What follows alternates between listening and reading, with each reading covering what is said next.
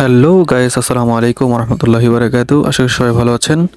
জুবাই 94 Facebook থেকে সবাইকে স্বাগত জানাচ্ছি। আমি মোহাম্মদ জুবাইর আহমেদ। আজকে ফজরের পরপরই উঠে পড়লাম। উঠে নামাজ শেষ করে চলে আসলাম ছাদে।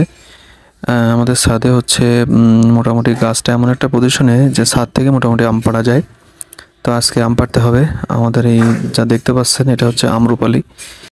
যাই হোক, গাছের আমগুলো সবই মোটামুটি পেড়ে ফেলতে হবে। আর বলে রাখা ভালো, আমি আসলে আমার বাবার একমাত্র সন্তান। আমার একটা ছোট বোন আছে, বোনটার বিয়ে হয়ে গেছে, তাই বাড়ির সব কাজগুলোর আমার একাই করতে হয়, একাই সব কিছু গুছিয়ে রাখতে হয়। কিছু করার নেই, কষ্ট করতে হবে। মনে হচ্ছে পারছি, কিন্তু খুব কষ্ট হচ্ছে, বাগে আসতেছে না। কী করা যায় বলেন তো, পরামর্শ দেবেন কমেন্টে। যাই হোক, আম পাড়ার কাজ চলছে, মোটামুটি চেষ্টা করছি ক্যাপচার করার জন্য।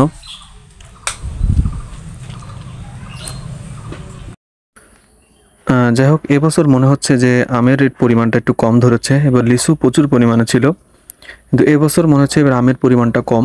তো তারপর আলহামদুলিল্লাহ, আল্লাহ ভালোই আম দিয়েছেন। তারপরও মাঝে করে একটা ঝড়ের কারণে আম প্রায় গাছে থেকে সবই পড়ে গিয়েছে।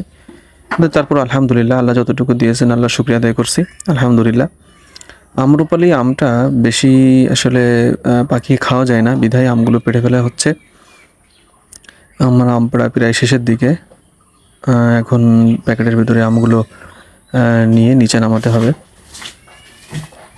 আমগুলোর সাইজ বেশি বড় বড় হয়নি, বেশি ছোটো ছোটো, বেশি বড় বড় হয়নি, ছোটো ছোটো সাইজের, কিন্তু আমগুলো খেতে খুব সুস্বাদু।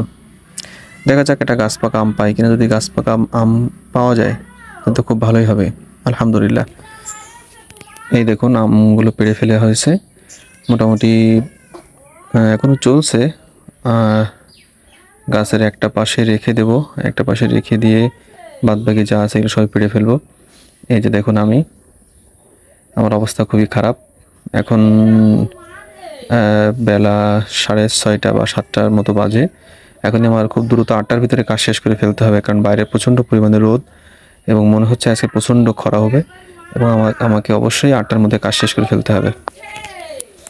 মোটামুটি আম পাড়ার কাজ পুরোপুরি শেষের দিকে। এই যে দেখুন আম আমার হাতে, আমার ঘেমে আমার অবস্থা খুবই খারাপ। এটাই মনে হয় পেলাম গাছ পাকা আম। এই যে আম পাড়া আমার শেষ, আমগুলো দেখতে পাচ্ছেন। আলহামদুলিল্লাহ, মোটামুটি আল্লাহ ভালোই আম দিয়েছেন আলহামদুলিল্লাহ। গাছে একটা সাইডে আম রেখে দিলাম, যে আমগুলো আমার শ্বশুরবাড়ি দেওয়ার জন্য। এই যে দেখুন, আমি একটা গাছ পাকা আম পেয়েছি। এখন আমি আমটা চলছি, দেখা যাক আমটা ভালো আছে কিনা। মনে হচ্ছে আমটা অনেক ভালোই আছে আমটা আলহামদুলিল্লাহ। আমটা বেশি পাকা না, কিন্তু আম্রপালি আমটা হয় কি, আম বেশি পাকা হলে আম্রপালি আমার কাছে খেতে একদম ভালো লাগে না।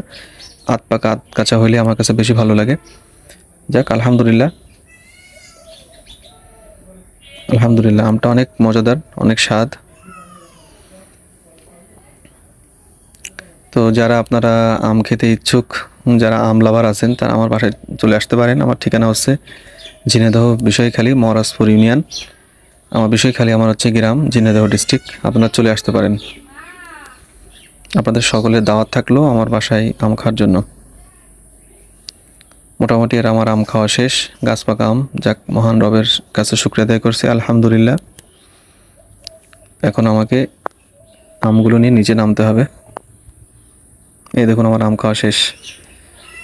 এখন আমগুলোকে দ্রুত প্যাকেটে ভরে, কারণ আর রোদ চেড়ে উঠেছে, 8টা 10 মতো বাজে। আমাকে খুব দ্রুত এখন আমগুলো প্যাকেটে ভরে নিচে নামতে হবে।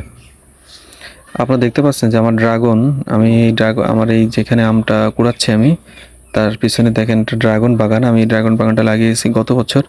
তা আশা করছি ইনশাল্লাহ ড্রাগন থেকেও ড্রাগন পাবো। এই যে দেখুন গাইস, আলহামদুলিল্লাহ মোটামুটি আম পেড়ে নিয়ে চলে আসলাম। যাই হোক, সবাই ভালো থাকবেন, সুস্থ থাকবেন, দোয়া করবেন। আসসালামু আলাইকুম রহমতুল্লাহ।